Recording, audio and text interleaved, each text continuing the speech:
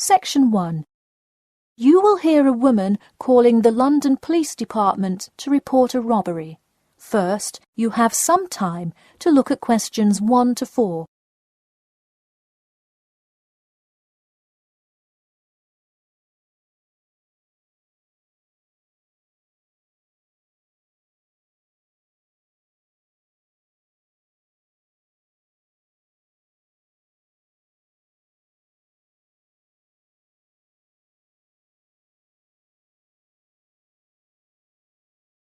You will see that there is an example which has been done for you. On this occasion only, the conversation relating to this will be played first. Hello, London Police Department. Yes, I would like to report a robbery. The woman says that she would like to report a robbery, so robbery has been written in the space. Now we shall begin. You should answer the questions as you listen, because you will not hear the recording a second time. Listen carefully and answer questions 1 to 4. Hello, London Police Department. Yes, I would like to report a robbery. All right, just a minute while I pull up the form. OK, could you give me your first and last name? Anna Grieg. Anna Gregg. G-R-E-G? No, Grieg. G-R-I-E-G. Got it. All right, moving on. Gender, female. Date of birth? 15th of March, 1980. All right, thanks. Just a few more personal information questions, and then we can address your claim. All right. What's the address? 4 Ellendale Street. That's E-L-L-E-N-D-A-L-E. Oh, right, Ellendale Street. Yeah, we've had a lot of break-ins in that area lately. And the postal code? W5 2AT. And are you a citizen of the UK? No. OK. What type of citizenship do you have? Well, I lived in the United States for most of my life, but I am actually of Grenadian nationality. OK. So is that the country that issued your passport? Yes. All right. Before you hear the rest of the conversation, you have some time to look at questions 5 to 10.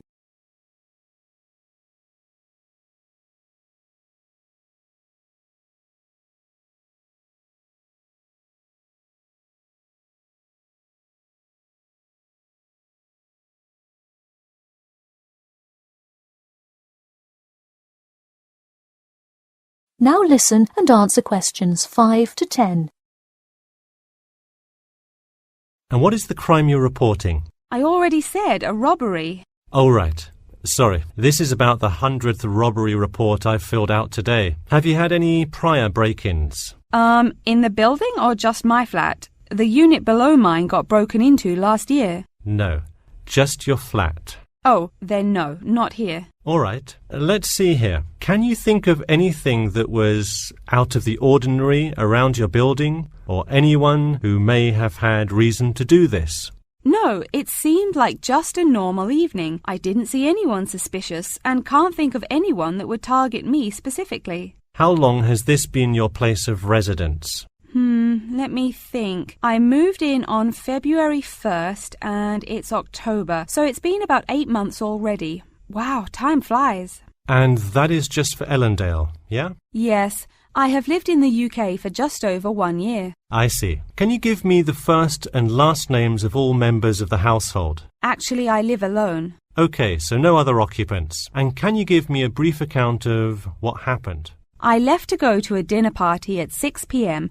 and when I returned at 11, I found the place ransacked and a lot of my things gone. Any sign of forced entry? Yes, the back door was wide open and it looked like someone used a crowbar to force it open. I see. And just to be clear, was the door locked when you left? Of course. Hey, you would be surprised how many reports we get where people have failed to lock their doors. Now, I need you to list any missing items valued above £200. So far, I'm missing my computer, my purse with my wallet in it, and the TV.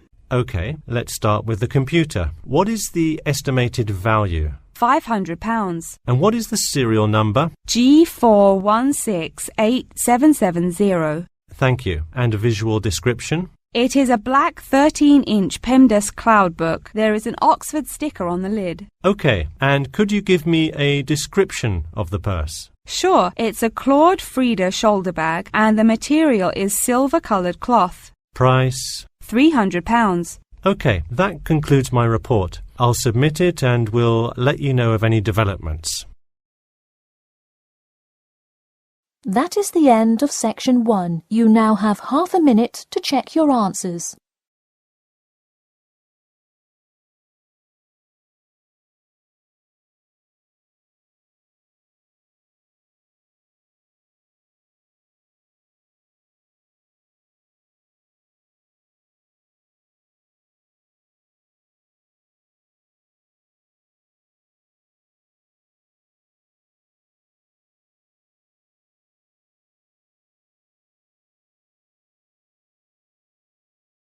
Now turn to section 2. Section 2.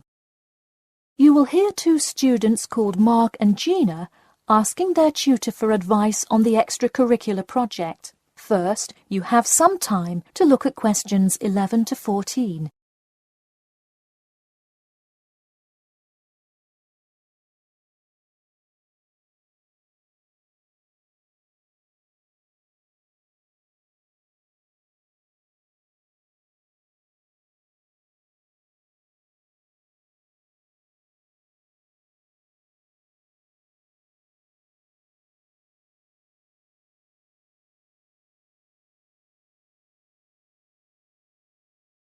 Now listen carefully and answer questions 11 to 14. Hi Mark. Hi Gina. What can I help you with? So we were hoping you could help us with this extracurricular project. Sure. What is the topic? Attending business school. This sounds like a great idea. So you're going to explain the requirements for getting into business school? Not exactly. It will be more broadly about the experience, the academics, accommodation, and social experience that comes with being part of the business school. I see. So would your audience be the general public? Well, we would probably want more to focus on members of the institution. We would especially like to reach individual applicants to the business school. I see.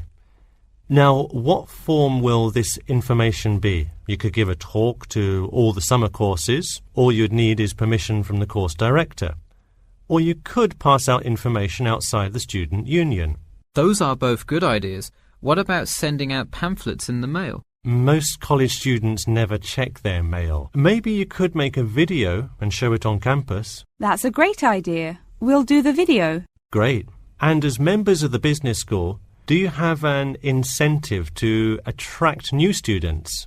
If so, this idea is a great way to do that. No, the idea actually came about because of how much students like us worry about their studies. Yeah, when I got into business school, there were a lot of things I had not prepared for, so the video would cover a lot of things Mark and I wish we had known upon entering business school. Right.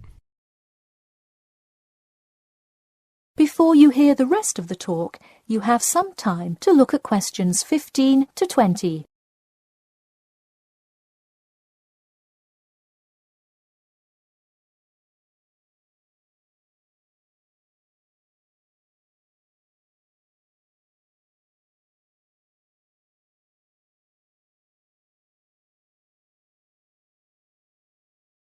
Now listen and answer questions 15 to 20. What would you talk about first? The first and probably most important section would be academics. Good idea. So, would you provide guidance on what courses to take? We want to focus especially on the approaches professors take, their teaching methods. It is far different than what students are used to in high school and even in liberal arts college. Good idea. And how long do you think you would spend explaining academics? We'll probably spend 7 minutes on it. We also have some ideas for talking about housing, food options and stuff like that. We're not really sure how to tie it all together though. I think it would be suitable to title that section Accommodation. What do you think? That could work. We'll definitely describe the different dining options at the cafeteria. and then walk students through flats and the grueling process of finding one near the business school campus. Okay, so we would cover specifics on the cafeteria as well as flats. I think those are both helpful. We could spend about 6 minutes on accommodation and be sure to touch on those specifically. Great. Is there anything else you would talk about? We definitely want to go over the social aspect of attending school here. Of course. I think it's good to have a little fun once in a while when you're working so hard in school. I think we are going to introduce new students to the disco that so many upper-class men know and love.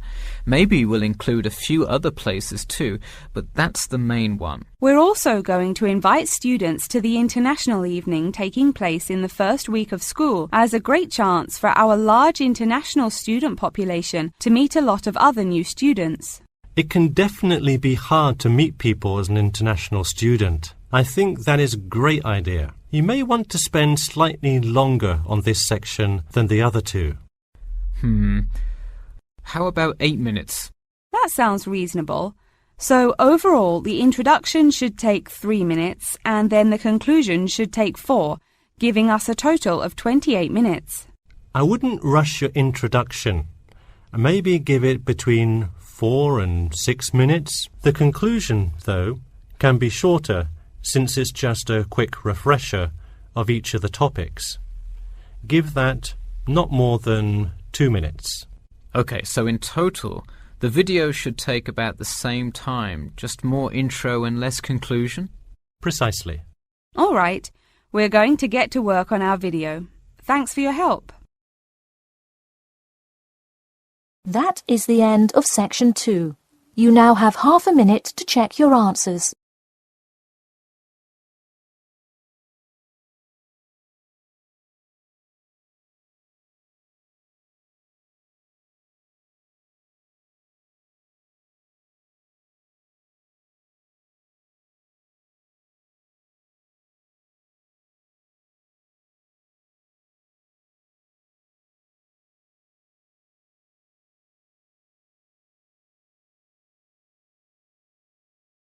Now turn to section 3. Section 3. You will hear a student called Bobby talking to his tutor about the research project. First, you have some time to look at questions 21 to 23.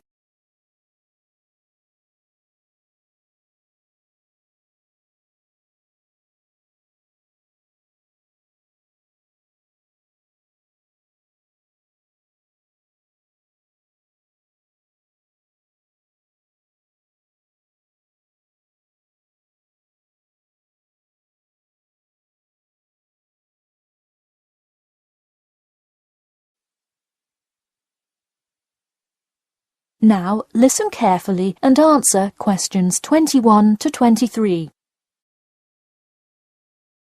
Hi, Bobby. Go ahead and sit down. Tell me about your research project. Well, I decided to research football and keys for success on a football team. That sounds great. What are the guidelines for the test? Did the teacher talk to you about it in class? No, everything is on a handout that was passed out. It says that the first draft is due at the end of next week and the second and third are due later on in the month. I don't understand why we have to keep revising and fixing it. Is this assignment really that important? Well, this project is a major requirement for passing 11th grade English and will go on your permanent record. Oh, really? Does that mean it will affect what English level I am placed in next year? Well, not exactly. You need a good grade to move on, but it is your overall grade and teacher recommendation that determines what level of English you are placed in next year. Anyway, tell me about your topic choice. Do you play football? Well, actually, it's because my father loves the sport. He watches it every weekend. Cool. It's a good idea to report on something you're interested in. Before you hear the rest of the talk, you have some time to look at questions 24 to 30.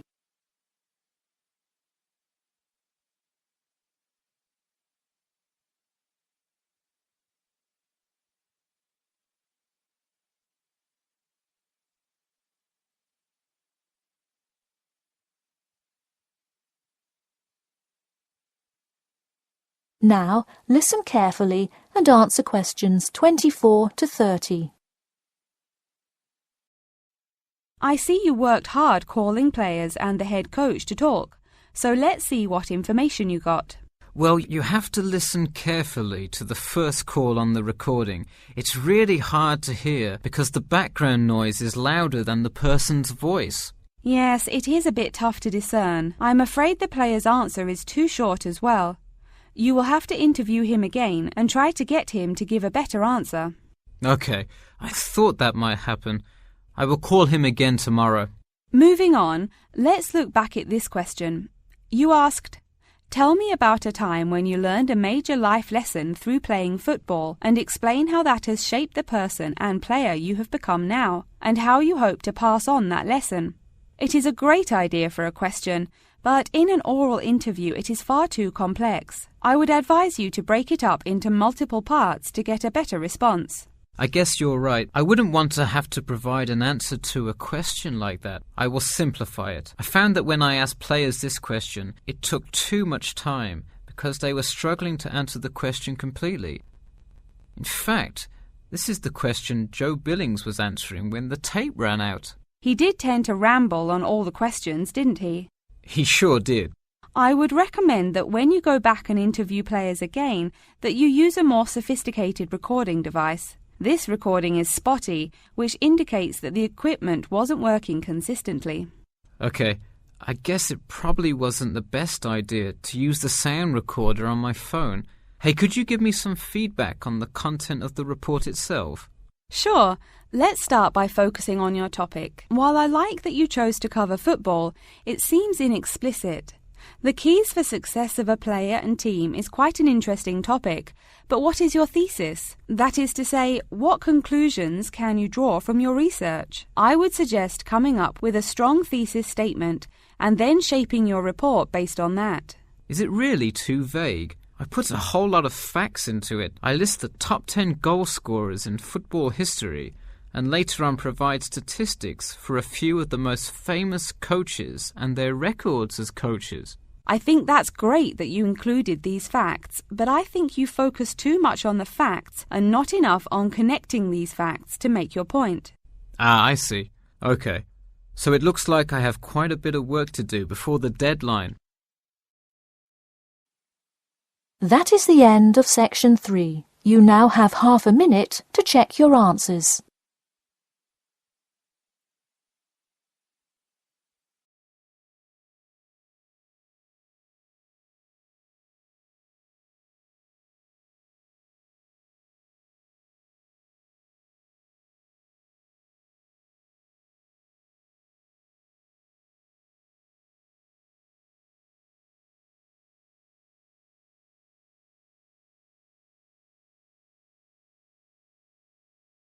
Now turn to section 4. Section 4. You will hear part of a lecture about how to give a quality speech. First, you have some time to look at questions 31 to 40.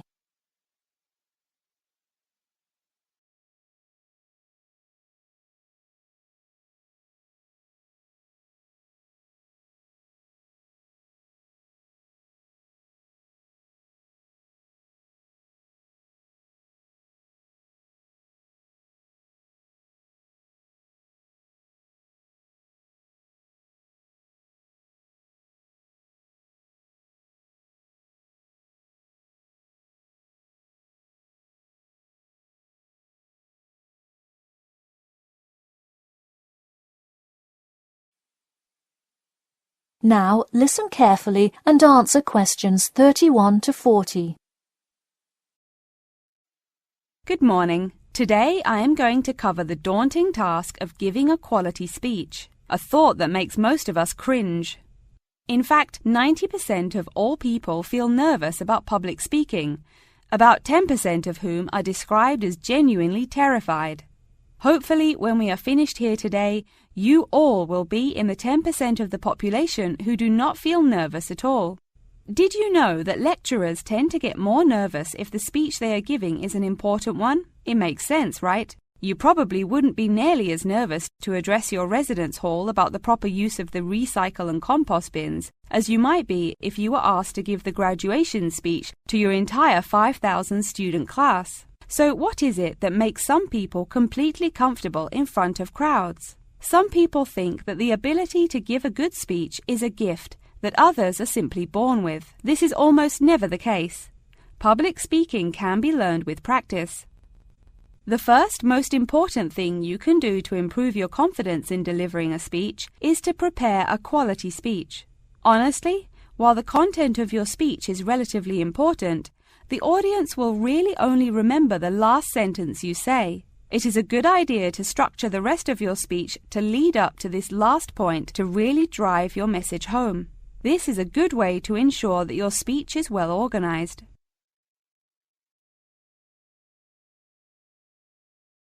Once you are confident in the quality of the speech you have written, the rest is just about your stage presence. Let's go through some do's and don'ts of public speaking. First, you want to command the attention of the room. Do not, I repeat, do not proceed with your speech until the audience is paying attention. Even Martin Luther King Jr.'s I Have a Dream speech wouldn't have made any difference in the world without the undivided attention of his audience. To continue with the I Have a Dream example, one of the reasons that MLK was such an effective orator was his ability to speak with passion and engage with his audience. That sort of charisma does not come from reading straight from paper. Don't get me wrong, it is a good idea to write your main ideas down on a note card, sheet of paper or something. But one factor that will consistently lead to a boring, forgettable speech is writing down your entire speech. Do not write your full speech down. If you are constantly reading your paper, you are not making eye contact with your audience, and thus failing to really express the feeling that goes with your ideas. I advise you write 1 or 2 ideas, so if you suddenly draw a blank, you have something to jog your memory. If you've written a good speech that you believe in, those ideas should be sufficient to keep you on track. Once you have those ideas written down, give your speech a few practice runs in front of the mirror, into your sound recorder on your phone, or with a friend before it comes time to address a crowd. That way, you can hear how the ideas come across, make sure there are no abrupt transitions, and find out whether you are talking too fast or too slow. Timing is important. Make sure you time yourself beforehand to see how long your speech is. That is pretty much it. With practice, you'll be able to deliver an expert speech that engages and even maybe inspires your audience. Just remember, speak with emotion. No one wants to listen to someone reading from a script. As I come to a close in my speech, I'll point out that I have employed all of these tips that I have covered. I practiced my speech ahead of time and timed it, and I can even show you my one small index card with just 3 simple bullets on it. It's as easy as that. That is the end of section 4. You now have half a minute to check your answers.